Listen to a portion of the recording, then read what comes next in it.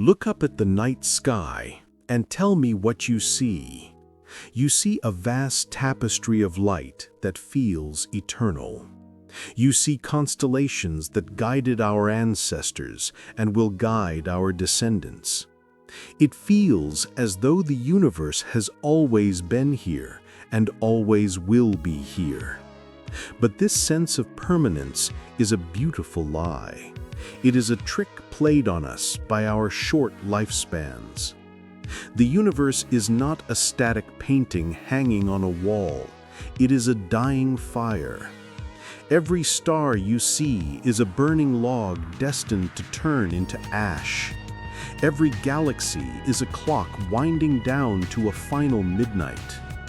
We are living in a brief and brilliant flash of light in a mostly dark history. We exist in the golden age of the cosmos, but nothing lasts forever.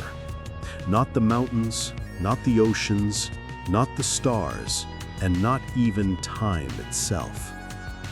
Deep in the equations of physics, there lies a monster known as entropy. This is the second law of thermodynamics. It is the absolute ruler of reality. It states that order must always decay into disorder. Imagine a glass vase falling off a table and shattering into 1,000 pieces. You never see those pieces jump back up and reassemble themselves into a vase. That is entropy. That is the arrow of time. Time only moves in one direction. It moves from order to chaos. It moves from complexity to dust. This law demands that the universe must change. It demands that energy must spread out until it is so thin it becomes useless. We are on a one-way train ride to oblivion, and the track eventually runs out. Most of us fear our own death. We fear the moment our personal consciousness blinks out. But have you ever feared the death of everything?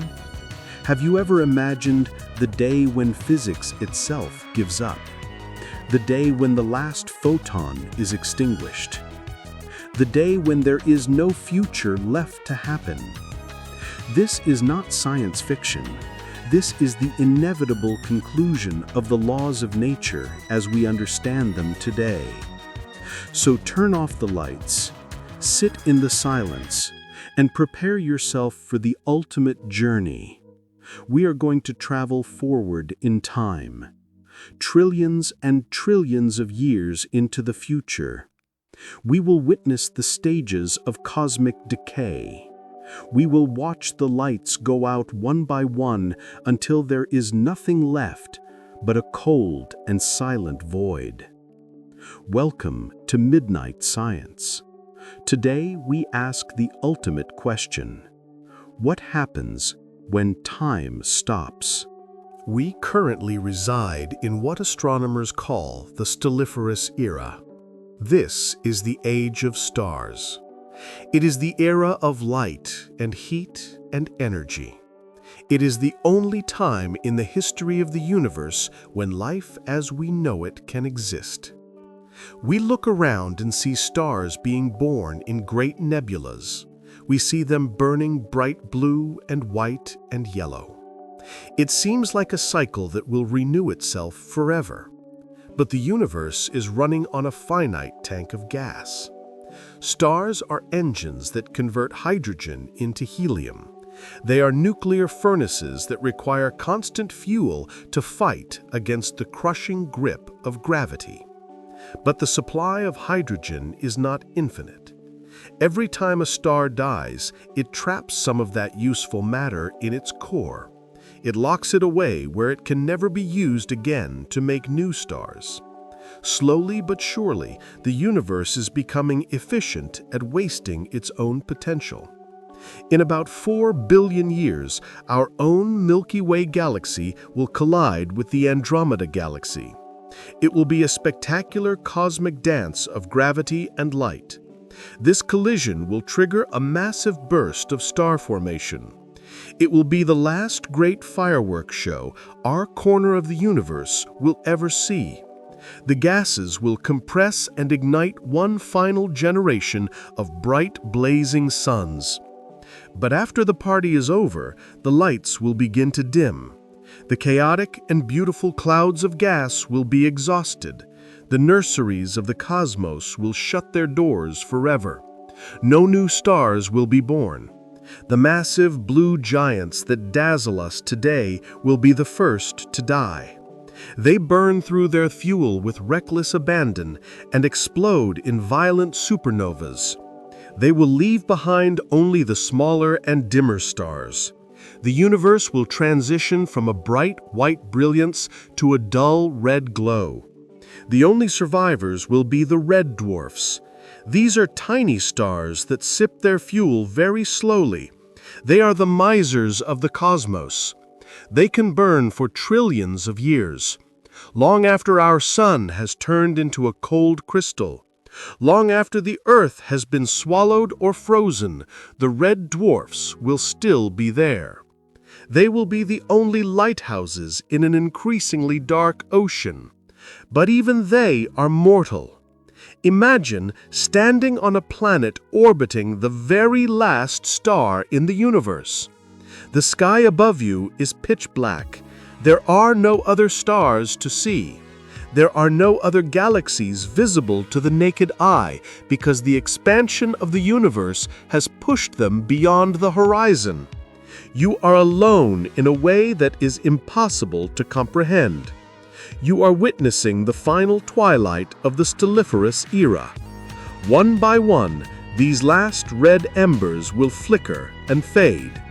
They will exhaust their final atoms of hydrogen. They will shrink and cool and darken. The age of starlight will come to a close. The universe will never be bright again. It will never be warm again. The curtain is falling on the only stage where life could ever perform its play. And as the last star dies, the universe enters a new and terrifying chapter of its existence. The universe has now entered the degenerate era. This is the era of corpses. The bright and beautiful stars we once knew are gone. The main sequence is a memory found only in ancient data. What remains are the leftovers of the stellar age. White dwarfs, neutron stars, and brown dwarfs. These are the zombies of the cosmos. White dwarfs are the hot, dense cores of dead stars like our sun. They are Earth-sized diamonds drifting in the dark. They glow only with their leftover heat. They have no fusion to keep them warm. Over trillions of years, they will slowly cool down. They will fade from white to yellow to red. Eventually, they will become black dwarfs. These are cold, dark crystal spheres, invisible to the eye. They will drift through the void forever. Neutron stars are even more terrifying. They are the crushed hearts of giant stars. They are city-sized bowls of pure neutrons. They spin rapidly and shoot beams of radiation into the nothingness. But even their energy will eventually run out. Occasionally, two of these corpses will collide. They will merge in a violent burst of gravity waves. But these events will be rare. The universe is mostly empty space now. Galaxies have dissolved. Stars have been flung out into the intergalactic void. Every object is an island unto itself. The sky is no longer a tapestry. It is a vast and terrifying black ocean. There is no light to guide you. There is no warmth to sustain you. If you were a traveler in this era, you would drift for billions of years without seeing a single photon. The silence is absolute. The cold is absolute. The temperature is just a fraction of a degree above absolute zero. Matter itself is starting to feel the weight of eternity. The corpses of the stars are locking up the last remaining matter. There is no gas left to form anything new. The cycle of birth and death has stopped. Only death remains. It is a graveyard that spans billions of light years, and even the dead are not safe. Gravity is relentless. It pulls these remnants towards the supermassive black holes at the centers of the old galaxies. One by one, the white dwarfs and neutron stars will be swallowed. They will spiral into the abyss and vanish. Those that escape will drift into the expanding void. They will become so isolated that they will never encounter another object again. This is the long and lonely autumn of the universe, a time of shadows and decay, a time where nothing happens for eons. And yet, this is still not the end. This is merely the beginning of the long, dark wait. Because even the protons that make up these dead stars are not immortal. They too have an expiration date. And when that date comes, the very stones of the universe will begin to evaporate. Look at your hand. Look at the chair you are sitting on. Look at the solid ground beneath your feet. You trust these things to be real. You trust matter to be permanent. We are taught that energy cannot be created or destroyed, but we assume that matter, the building blocks of reality, is stable. We assume that a proton created at the dawn of time will exist until the end of time.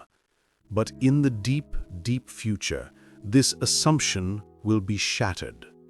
Welcome to the era of dissolution. This is part 4 of our journey. We have traveled past the death of the stars. We have traveled past the cooling of the cinders. We are now entering a time frame so vast that it defies human notation. We are talking about 10 to the power of 34 years. At this point, the universe begins to attack its own structure. Grand unified theories of physics predict a terrifying event known as proton decay. The proton is the heart of the atom. It is the anchor that holds the physical world together. But even the proton is not immortal. It has a half-life. It has a probability of falling apart. Imagine a cold black dwarf star floating in the void. It has been dead for eons. It is a solid ball of crystallized matter. Suddenly, one of its protons decays. It turns into a positron and a neutral pion. It releases a tiny flash of energy. It is a microscopic explosion in the heart of the dead star. Then another proton decays, and then another. Slowly, very slowly, the star begins to evaporate. It is not melting, it is not burning, it is simply ceasing to exist. The solid matter is turning into light and subatomic particles. The iron, the carbon, the oxygen, the gold, every element we cherish is breaking down. Planets will dissolve into radiation. The corpses of stars will fade away like mist in the morning sun. If you were there, you would see the physical universe ghosting out of existence. The concept of solid becomes a memory. The concept of touch becomes impossible. Matter is just a temporary phase in the life of the universe. It is a brief condensation of energy that lasted for a little while. But nature prefers chaos. Nature prefers radiation. And so the universe cleans its house. It scrubs away the dirt of matter until everything is clean and empty. This is the great dissolution. This is the moment when the universe loses its body and becomes a ghost. When this era ends, there will be no rocks left, no dust left, no atoms left. The only things that will remain are the monsters that eat light, the black holes. They will be the undisputed kings of a kingdom that has absolutely nothing in it. The stage is now cleared. The actors have all left the building. The props have been dissolved into radiation. The protons are gone. The neutrons are gone. The stars and planets and nebulas are nothing but a memory encoded in the expansion of space. But the universe is not quite empty yet. There are survivors. There are monsters that have been waiting in the shadows for eons. Welcome to the age of black holes. This is the longest and darkest era in the history of the cosmos. In this epoch, the universe is a collection of gravitational ghosts. Black holes are the only macroscopic objects that remain. They range from the small stellar mass black holes that were once suns, to the titans, the supermassive black holes that once held entire galaxies together. They drift through the absolute void like silent sharks in a pitch-black ocean. They are invisible to the eye. There is no matter falling into them, so they do not glow. They have no accretion disks. They have no jets of energy. They are simply spheres of pure gravity, curving the nothingness around them. If you were to drift through this universe, you would see absolutely nothing. But if you carried a gravity detector, you would hear them. You would hear the deep, heavy hum of warped space-time. Occasionally, two of these monsters might cross paths in the dark. They would spiral inwards faster and faster. They would shake the very fabric of reality with gravitational waves. And then they would merge into a single, larger darkness. But these events are rare. Mostly they are alone. They are the kings of a dead kingdom. They rule over a vast empire of nothing. Time loses its meaning here. A year is a second. A billion years is a blink of an eye. There is no clock to watch. There is no sun to mark the days.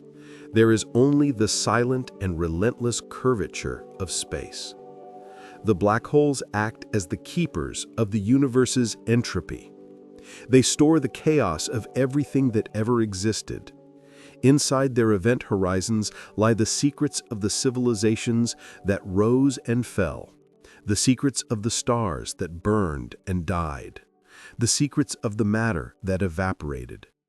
Everything is locked away inside these gravitational vaults. For a timescale that makes the age of stars look like a single tick of a clock, the black holes will reign supreme. They are the ultimate winners of the cosmic lottery. They have outlasted the light. They have outlasted the heat. They have outlasted the atoms. But even kings must die. Even the darkness is not eternal. And as we look closer at these titans, we notice something impossible. They are bleeding. They are leaking. And their end is written in the quantum foam. Stephen Hawking gave us a prophecy. He told us that black holes are not truly black. He told us that they are not eternal prisons. Deep in the quantum realm, space is never truly empty. It is a seething foam of potential. Particles and antiparticles are constantly popping into existence. They appear in pairs. They borrow energy from the vacuum. They exist for a fraction of a nanosecond and then collide and annihilate. They return the energy back to the universe. This happens everywhere. It is happening in front of your eyes right now. But when this happens at the very edge of a black hole, something magical occurs. The event horizon is the point of no return. Imagine a pair of these virtual particles appearing right on that line. One particle forms on the outside, the other forms on the inside. The one on the inside is trapped. It cannot escape the gravity. It falls into the darkness. But its partner is on the outside. It is free. It shoots away into the universe as a real particle. It has become real radiation. But the universe demands balance. Energy cannot be created from nothing. The energy to make that particle real has to come from somewhere. It comes from the black hole itself. The black hole pays the debt. It loses a tiny fraction of its mass to pay for that escaping particle. This is Hawking radiation. It is the slow evaporation of the monster. It is a leak in the tank. For a massive black hole, this process is agonizingly slow. It is so slow that it is almost impossible to measure. A black hole the size of our sun would take a number of years that has 67 zeros to evaporate. A supermassive black hole would take a number with 100 zeros. This is a Google years. This is a timescale that makes the entire history of stars look like a single flash of a camera. But time is the one thing the universe has plenty of. So we wait. We wait in the dark for eons upon eons. As the black hole loses mass, it gets smaller. And as it gets smaller, it gets hotter. It radiates faster. The slow leak becomes a stream. The stream becomes a river. In the final moments of its life, the black hole stops being black. It becomes a blinding white object. It releases all its remaining energy in a massive explosion. It is the last scream of a dying giant. One by one across the dark universe, the black holes will detonate. They will light up the void for one brief second. It will be the last fireworks show, the last meaningful event in time. And then silence. The monster is gone. The gravity is gone. The curvature is smooth again. The universe has successfully deleted the last complex objects it contained. It has washed away the last stains of matter. Everything is now just a thin soup of photons and particles spread so thin they will never touch each other. The evaporation is complete. The chalkboard has been erased. We have reached the end of the line. We have arrived at the final destination of reality. This is the dark era. The heat death has occurred. The universe has expanded so much that the temperature is absolute zero everywhere. The photons that were released by the last dying black holes have been stretched.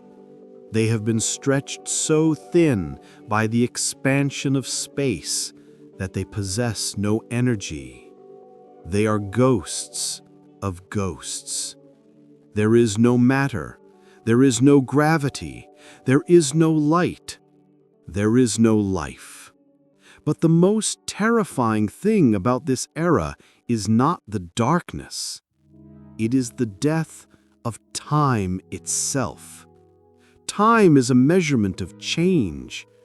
We mark time by the ticking of a clock, by the rotation of a planet, by the beating of a heart. But here, nothing changes. The universe is in a state of maximum entropy. It is a perfectly smooth lake with no ripples. If nothing changes, then time does not pass. The concept of before and after loses all meaning. There is only an eternal now that lasts forever. This is the true face of eternity. It is not a kingdom of heaven. It is a static void. It is a book that has been closed and put on a shelf. But do not let this fill you with despair. Do not let the silence terrify you. Instead, let it wake you up. Think about where you are right now.